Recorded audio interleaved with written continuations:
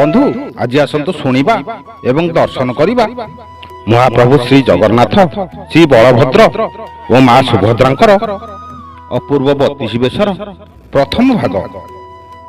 ताहले आसतु जीवा संपूर्ण भिडियो को। अवकाश बेश यही बेश प्रतिदिन सकाळ मंगल आरती और महिलम नीति पर हुए। अवकाश नीति निर्धारित समय प्रतिदिन सकाळ 6टा रु 6:30 मध्य होता है।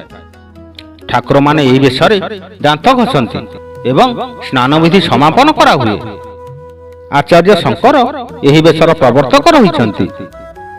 पुष्पालक सेवक श्री जीव मानक स्नान कराई सारिबा परे 3टी तरप वस्त्र दे एवं दुई भाई को 2टी उत्तरीय दि जाए।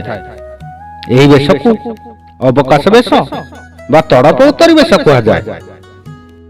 चंदन लगी बेश यही बेश साधारणतः वैशाख शुक्ल तृतीया ठारू ज्येष्ठ मास शुक्ल पक्ष चतुर्दशी पर्यंत अनुष्ठित होता है।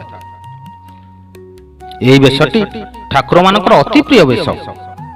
श्रीमंदिर विराजित ठाकुर मानकर नीति सबु मध्य चंदन लगी बेश अन्यतम।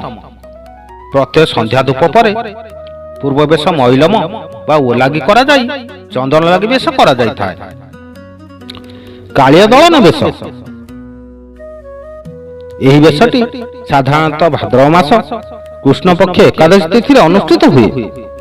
प्रतिवर्ष भाद्रव मास कृष्ण पक्ष एकादशी दिन श्री जगन्नाथ महाप्रभुंकर कालिया दलन बेश अनुष्ठित होता है। प्रसिद्ध जमुना नदी तटवर्ती कालांदी ह्रदरे अवस्थान करथिबा कालिया नामक एक भयंकर सर्प को दलन करथिले। सेथिपाई पूरी श्रीमंदिर यही बेश करा जाई था। एही दिन 30 फुट लंबर एक सर्प तैयारी करी श्री जगन्नाथ पाद तले रखा जाए। यही बेशटी महाप्रभुंकर अति प्रिय बेश। यही बेश देखिले कोटि पुण्यर फल मिलता है। कृष्ण बलराम बेश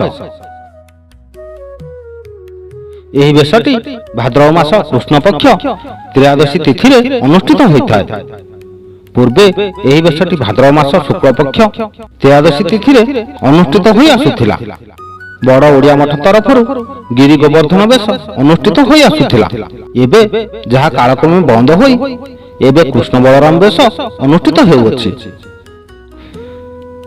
गज उदाहरण बेश यही बेशटी परंपरा मुताबक महा आडंबर माघ पूर्णिमा दिन श्री मंदिर रत्न सिंहासनस्थ श्री विग्रह मानकर गज उदाहरण बेश अनुष्ठित हुए।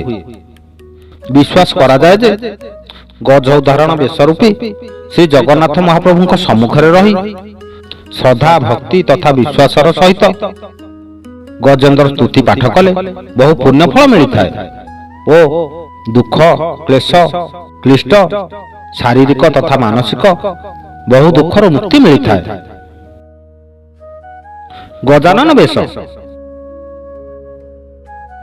यही बेशटी ज्येष्ठ मास पूर्णिमा दिन अनुष्ठित हुए। ज्येष्ठ पूर्णिमा तिथि चतुर्धामूर्ति पहंडी विजय आनंद बजार स्थित स्नान मंडप बा स्नान वेदी उपरे विराजमान करती। यही मंडप बा वेदी उपरे ठाकुर मानकर प्रसिद्ध गजानन बेश होता है। बंधु भिडियोटी जदि भल लगे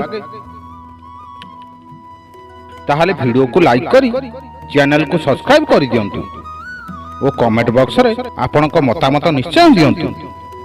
जय जगन्नाथ, नमस्कार।